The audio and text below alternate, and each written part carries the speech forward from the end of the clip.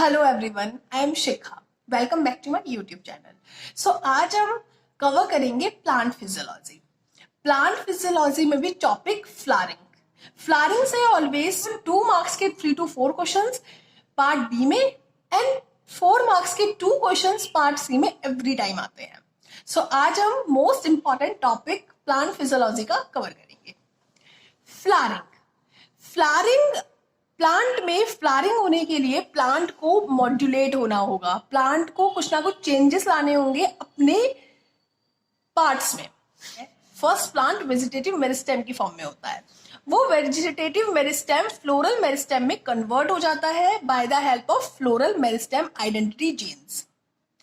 अब जब vegetative meristem floral meristem में कन्वर्ट हो गया तो इस स्टेप में प्लांट कमिट हो गया फ्लावरिंग के लिए। इट मीन्स इस स्टेप में वो कमिटमेंट ले चुका है फ्लावरिंग करने के लिए, बट अभी फ्लावरिंग हुई नहीं है। अब फ्लोरल मेरिस्टेम फ्लावरिंग करता है by the help of floral organ identity genes. Okay, it means 2 type के जीन्स इन्वॉल्व होते हैं during flowering process. First is floral meristem identity genes, जिसके थ्रू प्लांट कमिट हो जाता है फ्लावरिंग करने के लिए। Then second is floral organ identity genes, जिसके थ्रू प्लांट फाइनली फ्लावरिंग करता है। Okay, floral meristem identity genes में लीफी जीन आता है, LFY लीफी जीन्स, ये होते हैं फ्लोरल मेरिस्टेम आइडेंटिटी जीन में। फ्लोरल ऑर्गन आइडेंटिटी जीन में 5 टाइप ऑफ जीन्स आते हैं, 5 सेट ऑफ जीन्स आते हैं। First is AP1 apetala first, AP2 apetala second, AP3 apetala third, PI pistillata, AG agamous. ये 5 टाइप के जीन्स रिस्पॉन्सिबल होते हैं फ्लावरिंग के लिए। इट मीन्स फर्स्ट प्लांट में लीफी जीन एक्टिवेट होगा, देन लीफी जीन एक्टिवेट करेगा, इंड्यूस करेगा leafy gene floral organ identity genes को। And floral organ identity genes 5 genes है, ये 5 जीन्स इंड्यूस करेंगे क्या? फ्लावरिंग। अब क्वेश्चन आता है कि ये लीफी जीन कैसे एक्टिवेट हुआ, प्लांट को कब पता चलेगा कि इस लीफी जीन को एक्टिवेट करना है? बिकॉज लीफी जीन एक बार एक्टिवेट हो गया तो फ्लावरिंग होना है, बिकॉज लीफी जीन एक्टिवेट करेगा इन 5 जीन्स को एंड ये 5 जीन्स रिस्पॉन्सिबल है फ्लावरिंग के लिए। लीफी जीन का एक्टिवेशन 2 टाइप से होता है। First is photoperiodism, second is vernalization. ये 2 फैक्टर मेन रिस्पॉन्सिबल होते हैं फ्लावरिंग के लिए। इन 2 फैक्टर से हमारा लीफी जीन एक्टिवेट होगा एंड लीफी जीन के एक्टिवेट होते ही हमारी फ्लावरिंग इंड्यूस हो जाएगी। सो फर्स्ट इस लेक्चर में हम पढ़ेंगे अबाउट फोटोपीरियोडिज्म। नेक्स्ट लेक्चर में हम कवर करेंगे vernalization. So let's start with photoperiodism. So first topic is photoperiodism. Photoperiodism means plant में एबिलिटी है कि वो सेंस करे फोटो पीरियड को और डे को। प्लांट जब सेंस करता है उसके अंदर एबिलिटी है कि वो फोटो पीरियड को और डे को सेंस करे। इस प्रोसेस को बोलते हैं फोटोपीरियोडिज्म। प्लांट की वो एबिलिटी को बोलते हैं फोटोपीरियोडिज्म। अब इसमें टर्म आती है critical day length. What is critical day length? Critical day length वो स्पेसिफिक डे लेंथ होती है जिसमें प्लांट फ्लावरिंग को इंड्यूस कर सकता है। वो स्पीसीज ऑफ प्लांट फ्लावरिंग को इंड्यूस कर सकते हैं, उस पीरियड को बोलते हैं critical day length. Critical day length वो एक स्पेसिफिक पीरियड है जिसमें प्लांट फ्लावरिंग को इंड्यूस कर सकता है। According to the critical day length plants को 4 कैटेगरी में डिवाइड किया गया है। प्लांट्स को 4 कैटेगरी में डिवाइड किया गया है। First is short day plant. Short day plant means जो इंड्यूस कर रहे हैं फ्लावरिंग को shorter than critical day length. उनको लाइट से क्रिटिकल डे लेंथ के टाइम से कम इंड्यूस करें, उनको शॉर्ट डे प्रोवाइड करें as compare to critical day length, तो उनमें फ्लावरिंग इंड्यूस हो जाती है। These are short day plant. Okay, second is long day plant. इनको हमेशा लाइट और photo period critical day length से ज्यादा चाहिए, जब भी इनमें फ्लावरिंग हो सकती है, अदरवाइज फ्लावरिंग नहीं हो सकती इनमें। These are long day plant, LDP। Third is day neutral plant. Day neutral plant means उनको डे से फर्क ही नहीं पड़ता, वो न्यूट्रल है, उनको फर्क नहीं पड़ता कि डे लेंथ क्या है क्या नहीं है। उनको शॉर्टर डे प्रोवाइड करेंगे क्रिटिकल डे लेंथ से, जब भी फ्लावरिंग हो जाएगी। उनको लॉन्गर डे प्रोवाइड करेंगे क्रिटिकल डे लेंथ से, जब भी फ्लावरिंग हो जाएगी। फोर्थ इज ऐसे प्लांट्स जो 2 कैटेगरीज में आते हैं। Just like long short day plant means उनको पहले लॉन्ग डे चाहिए देन शॉर्ट डे चाहिए फ्लावरिंग के लिए। पहले उनको लॉन्ग डे कंडीशन में रखा जाए, उसके बाद फॉलो किया जाए शॉर्ट डे कंडीशन, जब भी फ्लावरिंग होगी। Next short long day plant, उनको पहले शॉर्ट डे चाहिए देन लॉन्ग डे चाहिए। इट मीन्स उनको पहले शॉर्ट डे में क्रिटिकल डे से शॉर्ट डे में उनको इफ लाइट में रखा जाएगा, देन उसके बाद लॉन्ग डे में ट्रांसफर कर दिया जाएगा, देन उनमें फ्लावरिंग होगी। तो ये हमारे 4 to 5 टाइप्स आते हैं। क्रिटिकल डे लेंथ के अकॉर्डिंग इनको डिवाइड किया गया है प्लांट्स को। नेक्स्ट थिंग इज दैट कि लाइट को उन्होंने सेंस किया। अब लाइट को सेंस करने के बाद ऐसे क्या क्या इवेंट्स हुए जिसके थ्रू लीफी जीन एक्टिवेट हुआ, बिकॉज यहाँ पे हमारा मेन टारगेट है कि लीफी जीन एक्टिवेट हो जाए। इफ लीफी जीन एक्टिवेट हो गया तो ऑब्वियसली हमारा लीफी जीन से फ्लावरिंग जीन एक्टिवेट होंगे, जो कि हमारे ऑर्गन आइडेंटिटी जीन है वो एक्टिवेट होंगे और फ्लावरिंग हो जाएगी। तो इट मीन्स फोटोपीरियोडिज्म ने फर्स्ट जो इवेंट है वो क्या किया, उसने लीफी जीन को एक्टिवेट किया। सो अब हमें इसके इवेंट्स देख रहे हैं कि उसने लीफी जीन को कैसे कैसे एक्टिवेट किया। सो ये है हमारी स्टेम और ये है हमारी लीफ, ये है हमारी वेजिटेटिव स्टेम और ये है हमारी लीफ। ओके, अब क्या होता है जब लाइट आती है तो लाइट को सेंस लीव्स करती हैं। इसके रिगार्डिंग बहुत सारे एक्सपेरिमेंट्स हुए हैं जो कि हम फर्दर अभी पढ़ेंगे। तो लाइट आई, फोटो पीरियड आया, उसको सबसे पहले सेंस किया लीफ ने। जब लीफ ने उसको सेंस किया तो सीओ जीन एक्टिवेट हुए। CO gene is a Constance gene, Constance gene activate हो गए। कॉन्स्टेंस जीन ने ट्रांसक्रिप्शन करके कॉन्स्टेंस प्रोटीन बनाया। अब ये कॉन्स्टेंस प्रोटीन जो है इसने एफटी-एमआरएनए को, FT is flowering locus T, FT-mRNA को एक्टिवेट किया। इसने जब एफटी-एमआरएनए को एक्टिवेट किया वो एफटी-एमआरएनए ने प्रोटीन बनाया ट्रांसक्रिप्शन के through, flowering locus T protein. Then ये एफटी प्रोटीन स्टेम में गया, वेजिटेटिव स्टेम में गया। इस एफटी प्रोटीन ने कॉम्प्लेक्स बनाया एफडी के साथ, फ्लावरिंग डी। एफटी में complex with flowering D, FT FD complex form हो गया। जब हमारा एफटी-एफडी कॉम्प्लेक्स फॉर्म हो गया, इस कॉम्प्लेक्स ने एक्टिवेट किया SOC1 को। SOC1 क्या है? SOC1 is suppressor of over expression of Constance first. इस SOC1 जीन को एफटी-एफडी कॉम्प्लेक्स ने एक्टिवेट कर दिया और SOC1 जीन एक बार एक्टिवेट हो जाए तो वो एक्टिवेट करता है लीफी जीन को।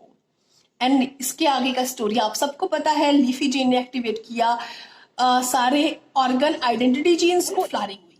सो लाइट ने क्या किया, कांस्टेंट जीन को एक्टिवेट किया, इसने एफटी-एमआरएनए को एक्टिवेट किया, एफटी प्रोटीन ने एफडी के साथ कॉम्प्लेक्स फॉर्म किया एंड इस कॉम्प्लेक्स ने SOC1 जीन को एक्टिवेट किया, जिसके थ्रू लीफी जीन एक्टिवेट।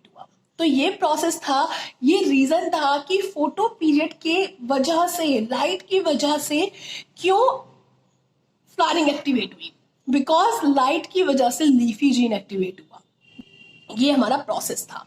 अब हमारा आता है कि फोटो पीरियड का जो स्टिमुलस है, लाइट का जो स्टिमुलस है, उसको ऑलवेज लीव सेंस करती हैं। कौन से एक्सपेरिमेंट्स हुए जिसके थ्रू हमें ये बात पता चली।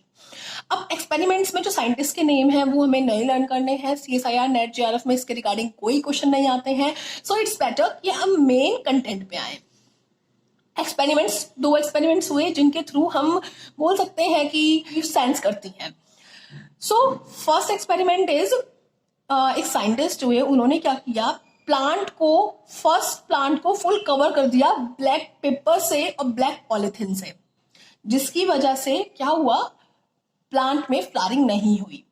बट फिर उन्होंने क्या किया, उन्होंने फुल प्लांट कवर किया, सिर्फ एक लीव्स को छोड़ दिया। जब उन्होंने उस लीव को छोड़ दिया तो उन्होंने देखा कि फ्लावरिंग हो गई। वाई? फुल प्लांट तो कवर था ब्लैक पॉलिथीन से, स्टिल फ्लावरिंग कैसे हो सकती है? फ्लावरिंग इसलिए हुई बिकॉज लीफ में ऐसा कुछ प्रोड्यूस हुआ, कोई प्रोटीन बना लीफ में जो कि स्टेम में जाके जिसने फ्लावरिंग इंड्यूस कर दी। बट हमने सिर्फ लीफ को छोड़ा, स्टिल फ्लावरिंग हो गई। इट मीन्स लीफ ने सेंस किया फोटो पीरियड को, जिसकी वजह से जो कोई भी प्रोटीन लीफ में बना था वो प्रोटीन गया और उसने स्टेम में फ्लावरिंग करी।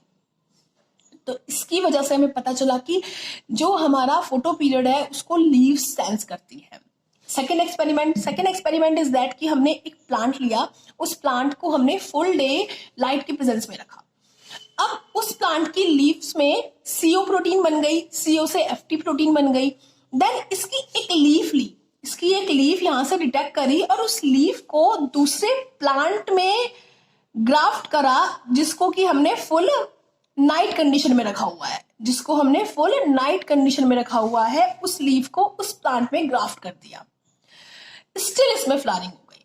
इसको हमने नाइट कंडीशन में रखा, स्टिल फ्लावरिंग हो गई। इट मीन्स इस लीफ में ऐसी कोई प्रोटीन बनी, इस लीफ में ऐसी कोई प्रोटीन्स और मॉलिक्यूल्स है जिसने जाके यहाँ की स्टेम में जाके सेकेंड प्लांट की जो कि नाइट कंडीशन में है उसकी स्टेम में जाके फ्लावरिंग को इंड्यूस किया। सो इन दो एक्सपेरिमेंट्स के थ्रू साइंटिस्ट ने कंक्लूड किया कि हमारा फ्लावरिंग के लिए जो मेन रिस्पॉन्सिबल है वो लीव्स है, बिकॉज लीव्स ही सेंस करती है किसको, लीव सेंस करती है फोटो पीरियड को। और so it means if plant में लीव्स नहीं है तो उन प्लांट्स में फ्लावरिंग भी नहीं हो सकती, because leaves is the only one who sense the photo period and light. कुछ साइंटिस्ट ने ये वाली बात कमिट करी कि प्लांट के लिए लाइट पीरियड इतना इंपॉर्टेंट नहीं है जितना डार्क पीरियड इंपॉर्टेंट है। एकदम बात चेंज हो गई। अब तक हमने क्या पढ़ा कि प्लांट के लिए लाइट बहुत इंपॉर्टेंट है, ये सब इंपॉर्टेंट है, बट एकदम किसी ने बोला कि प्लांट के लिए नाइट पीरियड ज्यादा इंपॉर्टेंट है as compare to light period. Light भी इंपॉर्टेंट है बट नाइट भी इंपॉर्टेंट है। सो हम यहाँ पढ़ते हैं कैसे उन्होंने कौन कौन से एक्सपेरिमेंट्स किए और उसके रीजंस क्या थे कि नाइट इंपॉर्टेंट है। Critical duration of darkness. Okay, पहले उन्होंने शॉर्ट डे प्लांट लिया, it means long night plant. Short day plant है, इट मीन्स वो लॉन्ग नाइट प्लांट है। शॉर्ट डे प्लांट को उन्होंने कंडीशन में रखा कि उन्होंने शॉर्ट तो नाइट दिया और लॉन्ग डे दिया, तो ऑब्वियसली फ्लावरिंग नहीं होगी, because it's short day plant, और शॉर्ट डे प्लांट को हम लॉन्ग डे देंगे तो फ्लावरिंग नहीं होगी, ये बहुत कॉमन है। सेकेंड, उन्होंने कंडीशन रखी कि उसको नाइट पीरियड ज्यादा दिया और शॉर्ट डे दिया, तो ऑब्वियसली फ्लावरिंग होगा ही होगा।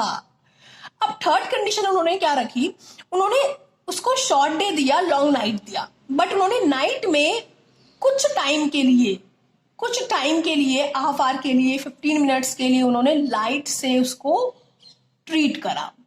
इट मीन्स उसको लाइट दिया, नाइट को उन्होंने ब्रेक कर दिया।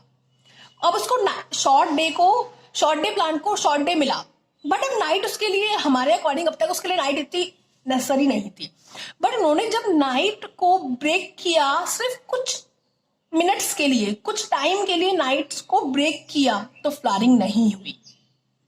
और यही चीज उन्होंने रिपीट करी डे के साथ। इफ उन्होंने डे को ब्रेक किया तो फ्लावरिंग हो गई, शॉर्ट डे को ब्रेक किया, फ्लावरिंग हो गई, बट उन्होंने जैसे ही नाइट को थोड़ी सी देर के लिए भी ब्रेक किया लाइट के साथ, तो फ्लावरिंग नहीं हुई। सेम जो कंडीशन थी उन्होंने लॉन्ग डे प्लांट के साथ नोटिस करा। लॉन्ग डे प्लांट को उन्होंने लॉन्ग डे कंडीशन दिया, शॉर्ट नाइट कंडीशन दिया, ऑब्वियस है फ्लावरिंग होगा ही होगा। सेकेंड, उन्होंने क्या किया, उसको शॉर्ट डे में रखा, लॉन्ग नाइट में रखा, फ्लावरिंग नहीं होगा। बट जब उन्होंने उसको शॉर्ट डे में रखा, लॉन्ग नाइट में रखा, बट स्टिल उन्होंने नाइट को ब्रेक किया स्मॉल अमाउंट ऑफ लाइट के साथ, स्मॉल ड्यूरेशन के लिए लाइट के साथ, तो फ्लावरिंग हो गया। ये बहुत शॉकिंग थिंग थी, बिकॉज उसको सारी कंडीशन प्रोवाइड कर रहे हैं, बट हम नाइट को थोड़ा सा ब्रेक कर रहे हैं, नाइट को 15 मिनट्स के लिए, 10 मिनट्स के लिए ब्रेक कर रहे हैं, स्टिल फ्लावरिंग नहीं हुआ। तो इसका क्या रीजन था कि इट मीन्स नाइट इतना इंपॉर्टेंट हो गया कि डे उसको उसकी रिक्वायरमेंट के अकॉर्डिंग मिल रहा है, हमने सिर्फ नाइट को कुछ टाइम के लिए ब्रेक किया और फ्लावरिंग नहीं हुआ। उसका रीजन क्या था?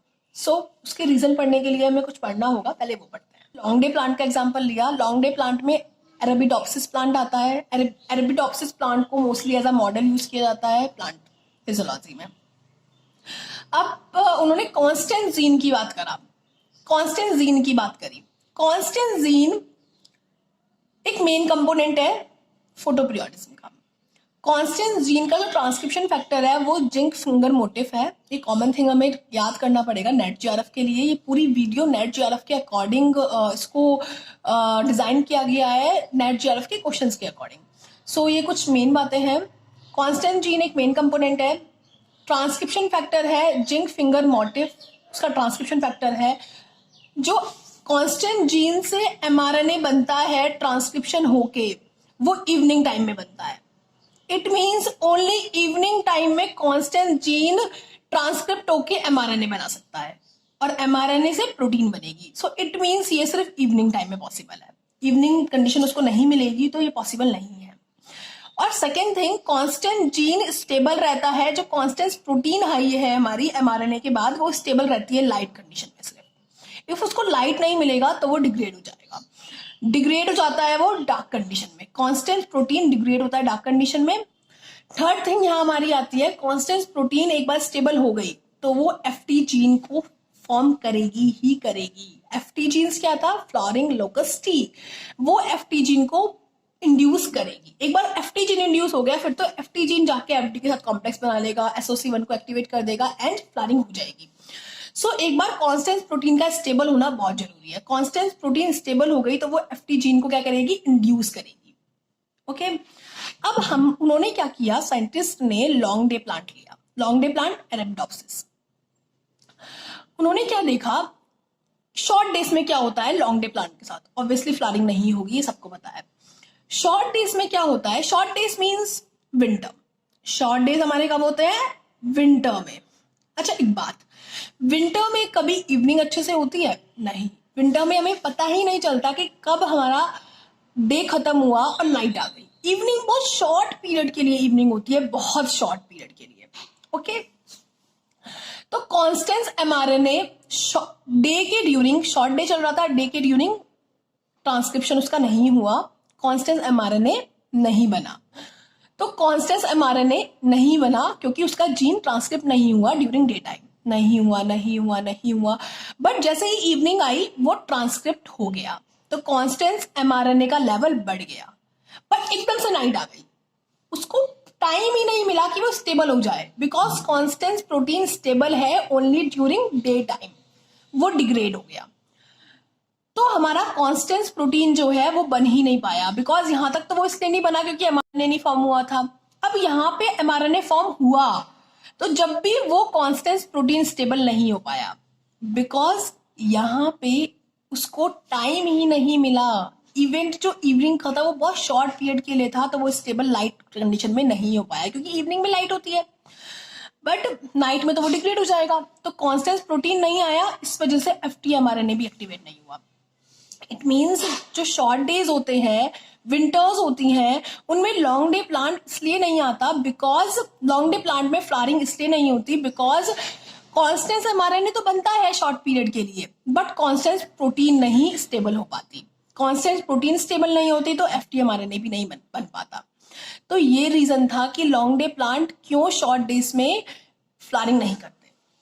But second case, long days के ड्यूरिंग वो क्यों फ्लावरिंग करते हैं, बिकॉज लॉन्ग डे है, इट मीन्स समर है, एंड समर आप सब जानते हैं समर है तो इवनिंग हमारी लॉन्ग होती है। समर में हमें क्लियर डिफरेंस दिखाई देता है लाइट डे में, इवनिंग में एंड नाइट में क्लियर कट डिफरेंस होता है।